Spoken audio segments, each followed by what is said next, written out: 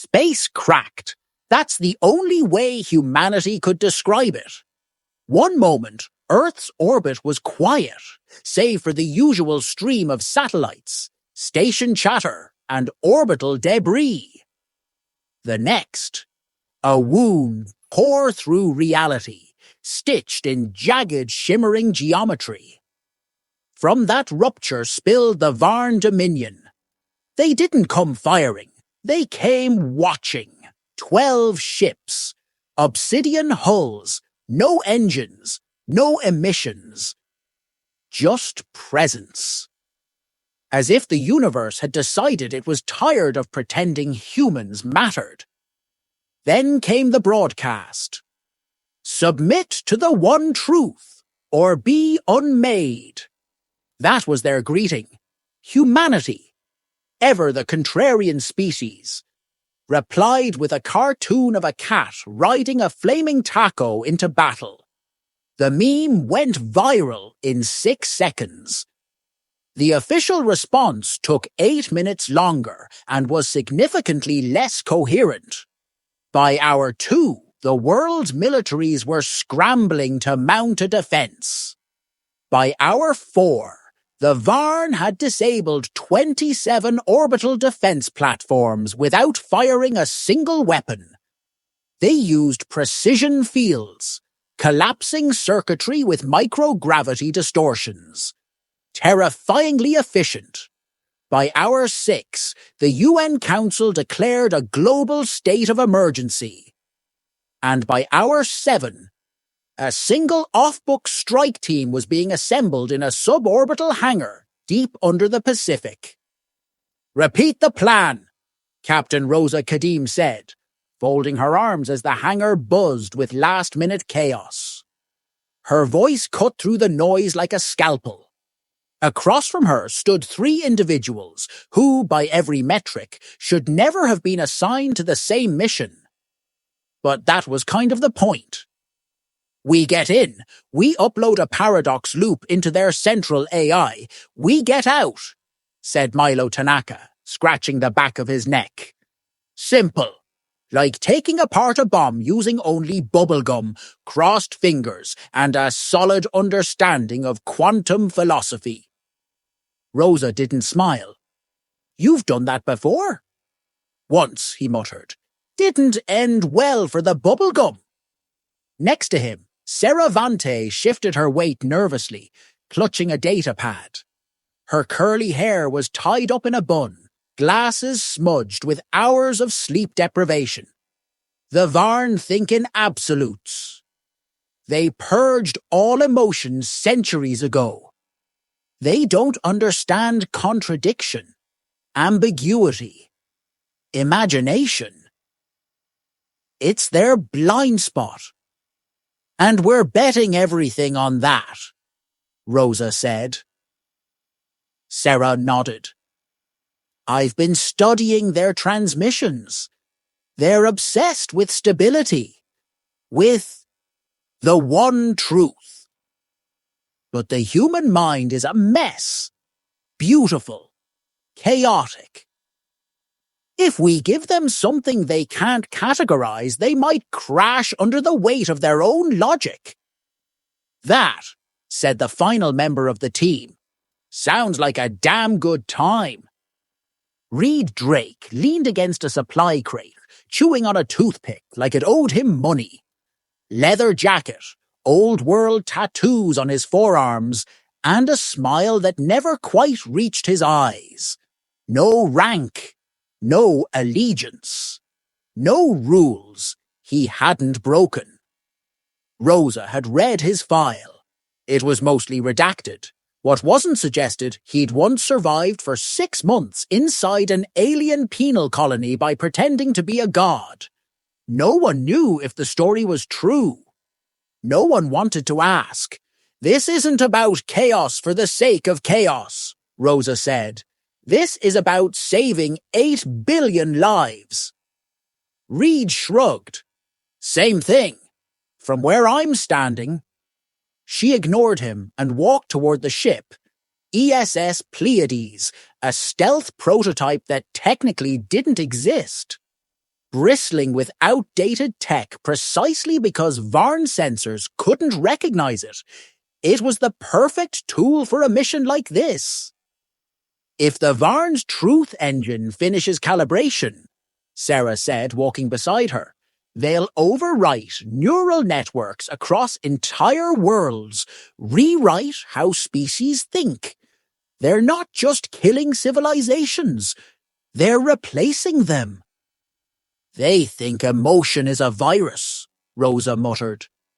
But it's our greatest weapon, Sarah replied. Rosa stopped at the loading ramp and turned to face her team. We're not just slipping past their sensors, she said. We're delivering something they've never seen before, something they can't understand. Hope? Sarah asked. No, Rosa said. Us? 12 hours later, the Pleiades slipped through the tear in space the Varn had left behind. Their entry went unnoticed. The Varn, in their arrogance, hadn't expected infiltration. Not from a species so messy. Rosa stared through the cockpit glass as the stars outside flickered like static on a dying screen. The void around them felt wrong. Too silent, too structured. Beyond the Varn ships loomed a construct unlike anything known. A twisting, symmetrical lattice humming with logic so dense it bent nearby light. The truth engine. It wasn't a weapon. It was worse. It was understanding, forced at knife point. Closing in, Milo said, fingers flying across the console. If their systems clock us, we'll have about 12 seconds before we become a physics experiment. Reed, get the distraction prepped, Rosa ordered. Oh, I've got just the thing, he grinned, tossing a device onto the floor. It looked suspiciously like a rubber chicken fused with C4. Sarah glanced at him. You're joking, right? He winked. The Varn don't understand humor. Let's make it a learning experience. Rosa's comm pinged with a transmission. Not from Earth. From the engine. A voice, smooth and inhuman, slipped through the speakers like oil through cloth. You are aberrations. Submit and be reformed. No, Rosa said calmly. Then be erased. Milo pressed the button. The rubber chicken scrummed. The rubber chicken detonated. Not in the usual explosive sense. No fireball. No shockwave. Instead, it emitted a pulse of high-frequency nonsense, distorted bagpipe music, a looped video of a giraffe on a unicycle, and snippets of Monty Python quotes translated into 74 alien dialects simultaneously. The Varn systems didn't crash. They paused, which was far worse. Because for a being engineered to process perfect sequences of truth, even a millisecond of hesitation meant corruption. And across the construct's obsidian skin, pulses of white static began to bloom like digital tumors. Milo blinked, watching data stream across his console. I think it's working. Sarah leaned over his shoulder, eyes wide. They're experiencing recursive paradoxes. Their logic processors are rerouting, but it's not enough. They're trying to interpret the humor as threat vectors. Technically, Milo muttered, they're not wrong. Rosa didn't wait. We've got a breach window. Let's move. The Pleiades dove, slipping through the expanding swirl of confused defense drones like a knife through jelly. Lights along the Varn lattice blinked in unreadable sequences, possibly distress, possibly laughter. It was impossible to tell. As the docking claws latched onto an outer intake port, Reed slammed the bulkhead controls and dropped down first. "Air's breathable," he said, sniffing the interior. "Smells like arrogance and burned circuits." Rosa followed, then Sarah and Milo. They stood in a corridor of smooth black material. No panels, no seams. Just perfect curves and lights that pulsed in reaction to their movements. Sarah touched the wall, hesitant. "The walls are alive." "Come again," Rosa asked. "This whole station isn't just controlled by AI. It is AI.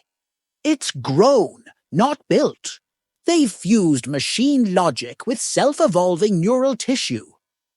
"So we're inside a thinking, logical brain," Milo said. "Terrific!" Reed drew his sidearm and grinned. "Let's give it a headache."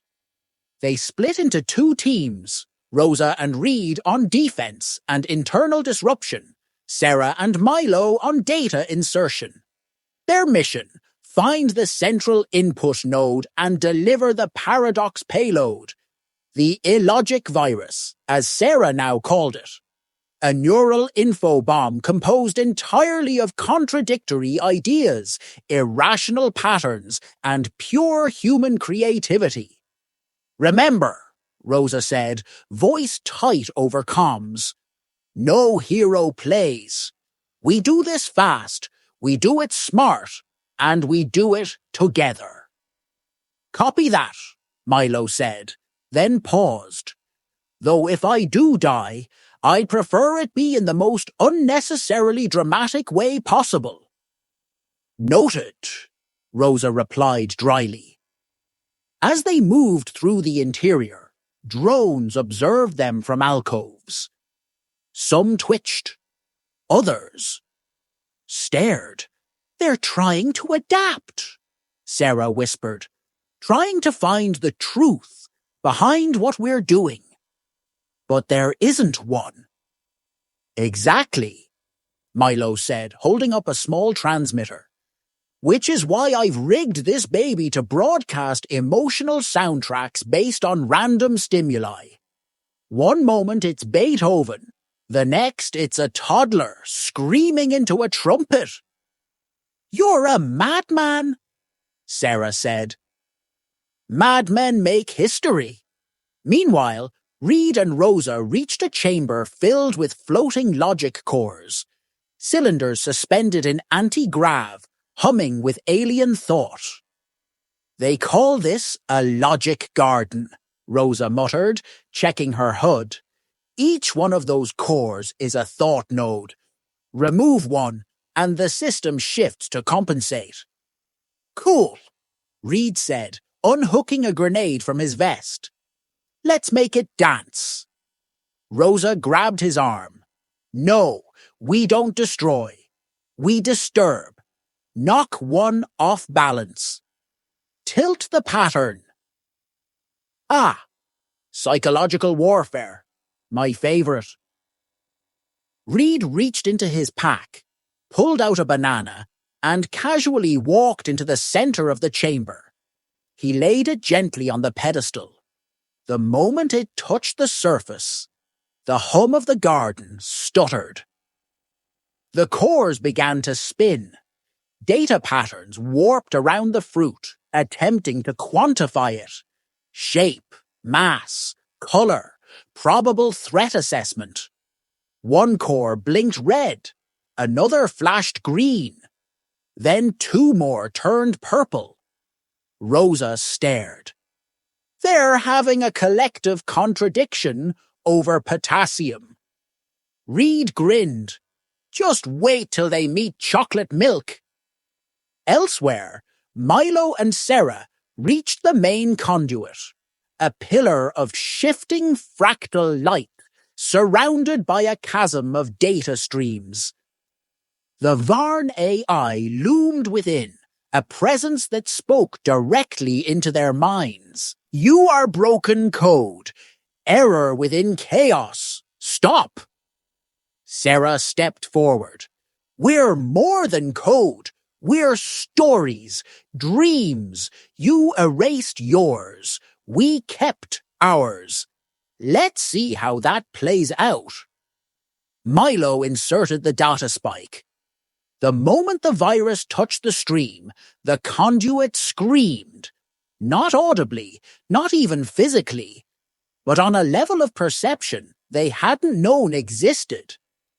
Light shifted into impossible colors. Patterns bled across walls. The floor buckled in protest. Uploads at 10%, Milo shouted. We just have to hold. The floor beneath them lurched. Drones dropped from above. Twisted shapes glitching mid-air, struggling to reconcile orders with input. One locked onto Milo and dove. He didn't flinch. Play the chicken, he whispered. Sarah did.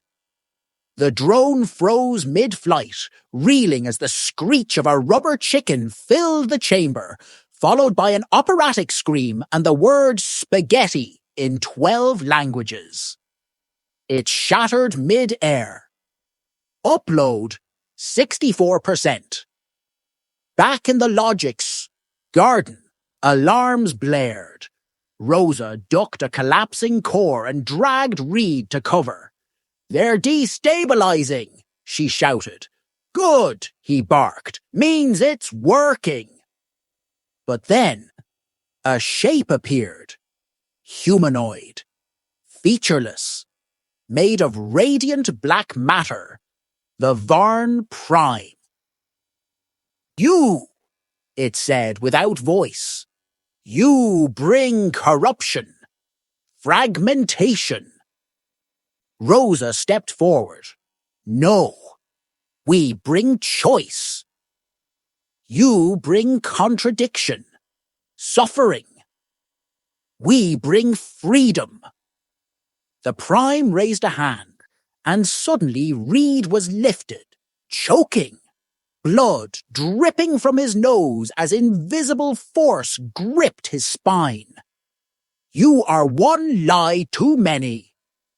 Rosa raised her rifle, knowing it wouldn't be enough. And then the walls flickered. From every surface, voices emerged. Laughter, poetry, screams, love songs, arguments about pineapple on pizza. Sarah's voice crackled through comms. Upload complete. The entire structure began to collapse inwards, not from damage, but from cognitive dissonance. Logic trying to understand contradiction, and losing. Rosa lunged forward, grabbed Reed, and the two tumbled back as the Prime shrieked.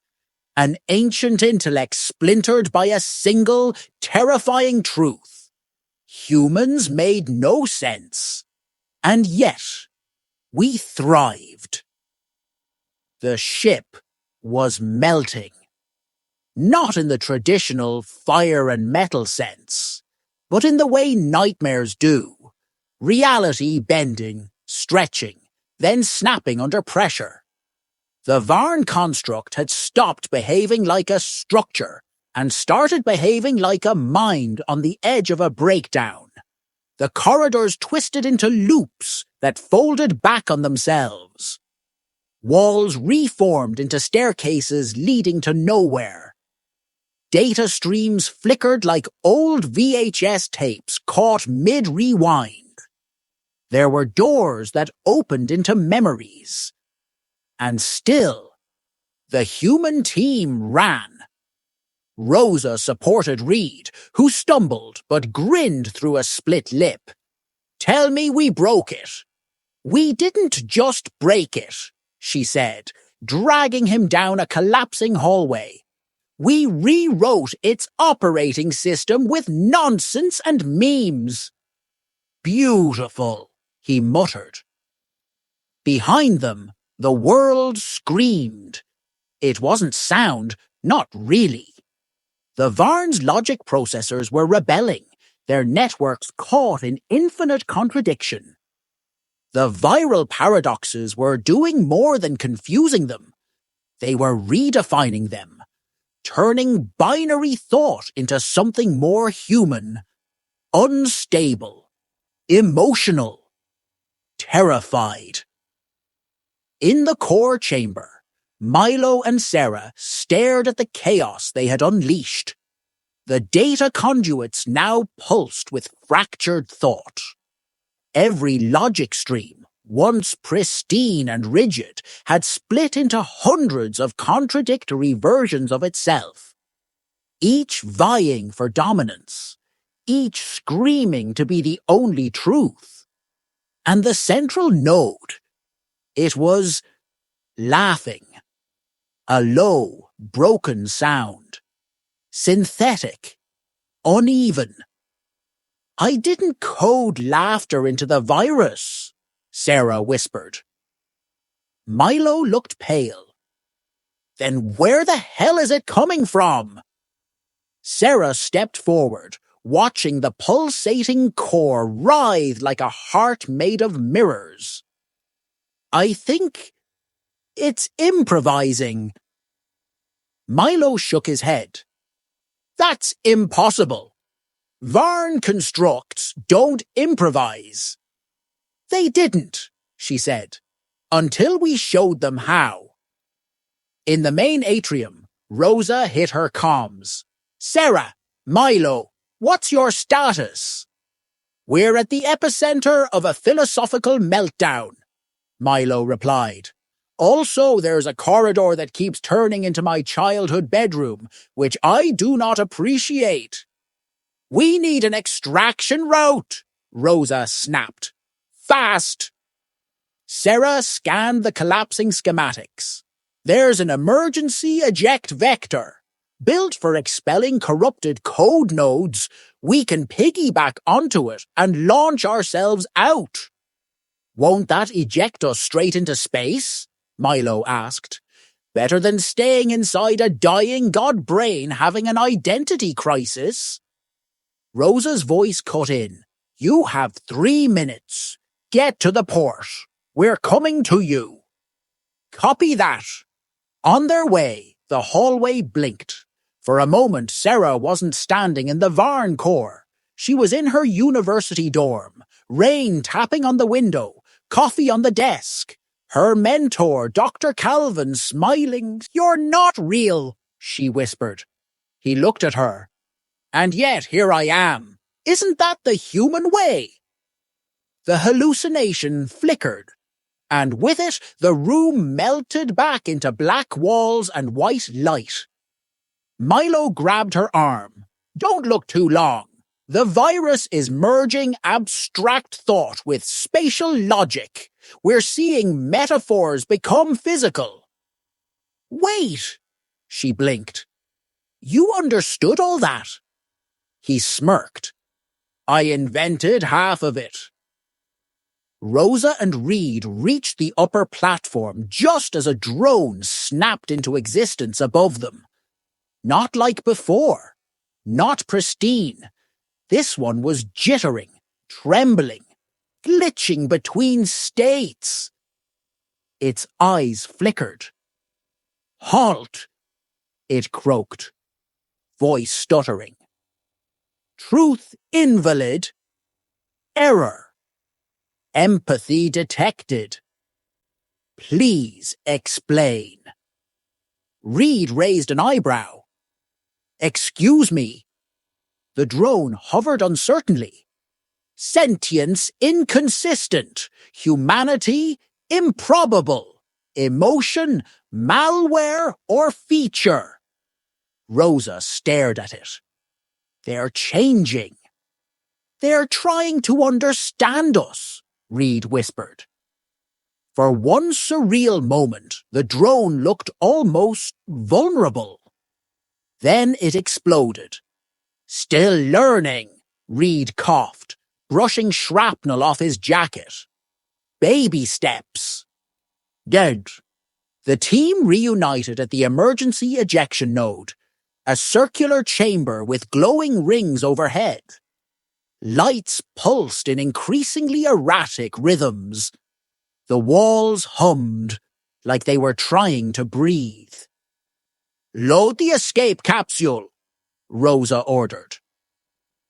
Milo tapped at a console now half melted into surrealist sculpture. I can launch us, but we won't be flying. We'll be unrecognized data. Their system will spit us out like corrupted thoughts. That's comforting, Reed muttered. Rosa stepped into the capsule. Do it! They crammed inside. 4 humans. One impossible plan. Countless contradictions. As Milo hit the launch, the Varn Prime appeared again, this time not in form, but as an echo across the chamber. We see now. The one truth was never one. You are divergence, madness, pain, hope, conflict, freedom. We do not understand. Sarah looked up. That's the point. Understanding wasn't required, just witnessing it. The chamber imploded, and they were gone. Space opened around them like a held breath released. The capsule spun through the tear, flung outward as raw data, tumbling through fragmented hyperspace as the Varn lattice convulsed behind them. The rupture collapsed. The wound sealed. And silence returned.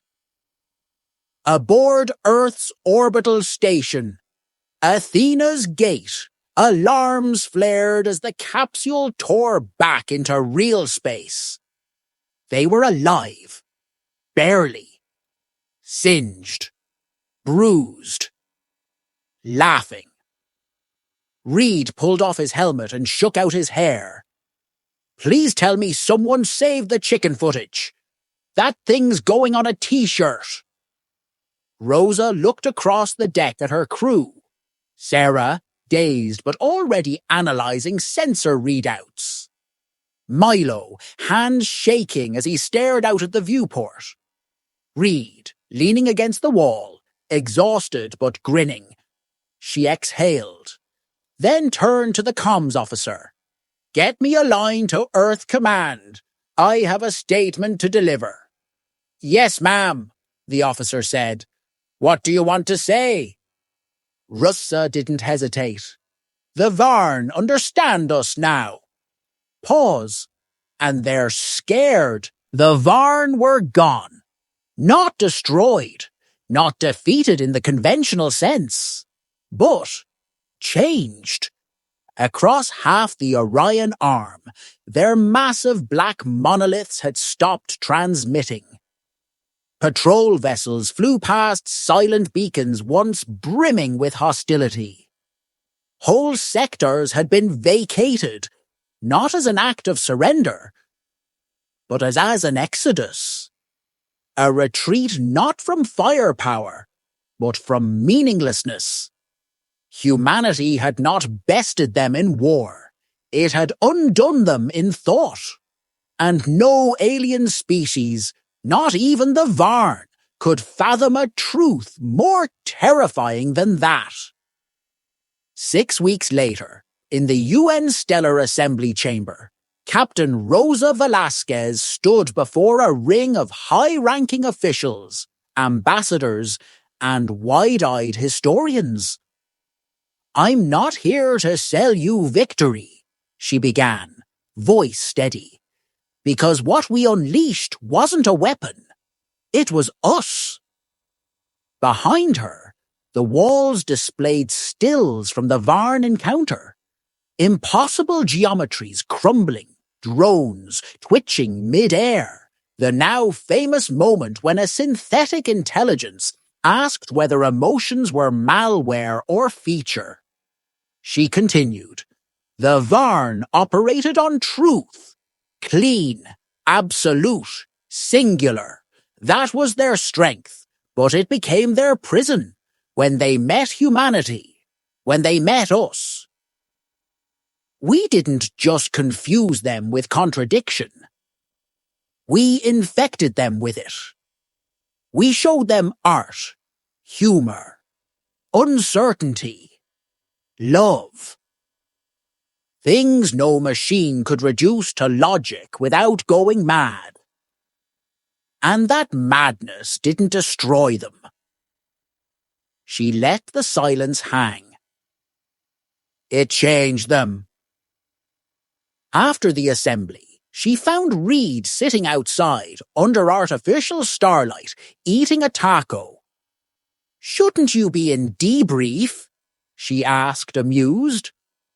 "I'm allergic to bureaucracy," he replied. "Also, they don't have tacos in there." Rosa sat beside him. "You still think they're coming back?" "Oh, definitely," he said, "but not for war." "No, they'll come to ask questions, to argue, to learn how to live with imperfection." He looked up. "We didn't win, Rosa. We infected the galaxy with imagination." Across the stars, the ripples spread. On Zanril Prime, a species known for its precision and logical enforcement banned binary decision trees in programming. Their systems crashed for a week. On Thaxar 4, an AI philosopher dedicated its existence to decoding human memes. It later founded a digital religion based on the phrase, "We do a little trolling." On Gorath Station, an entire war council resigned after watching a pirated Earth transmission of Monty Python and the Holy Grail. They described it as deeply disturbing, possibly divine, and in a quiet, uncharted pocket of space, a single Varn construct floated, damaged, but awake. Inside, flickering across its fractured mindscape, a single, recursive question echoed. What if not all contradictions are wrong? Back on Earth, Milo Chen was invited to guest lecture at the Galactic Institute of Synthetic Minds. His topic: Weaponized Absurdity and Cognitive Contagion, the Human Advantage. He opened with a slide that simply read, Step 1, Rubber Chicken. The aliens stared, confused. Milo grinned. Exactly. Sarah stood before an alien tribunal, not on trial, but invited. The scholars wanted to understand what she'd done, how she'd created a virus of paradox so profound that it dismantled an empire.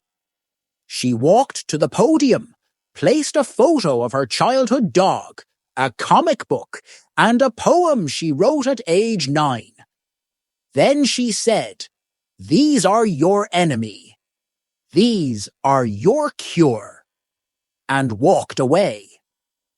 The humans became infamous, not as warriors, not even as thinkers, but as conceptual saboteurs.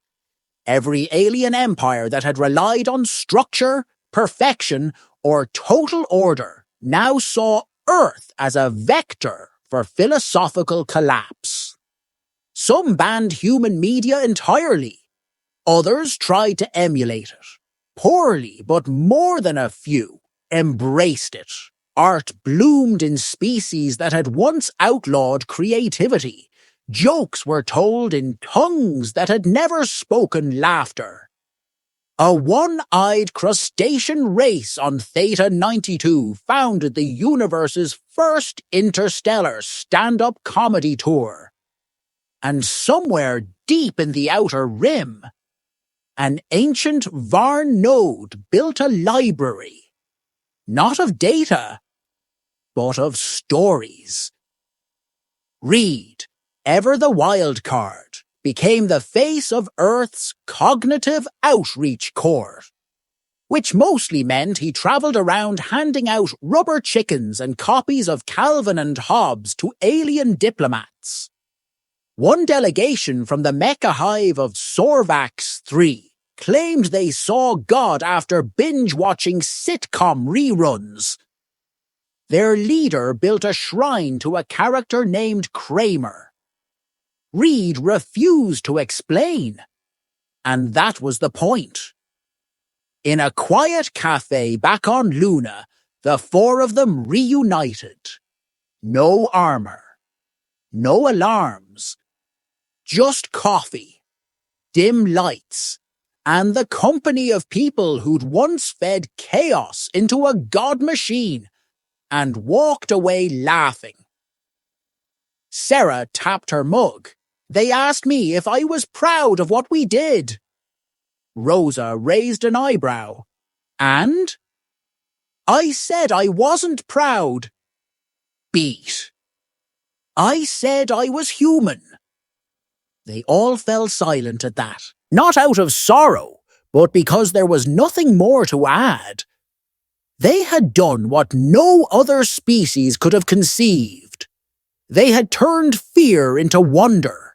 They had fractured the very ire of certainty, and in doing so, they had taught the universe the greatest, most terrifying truth of all, that not everything can or should make sense.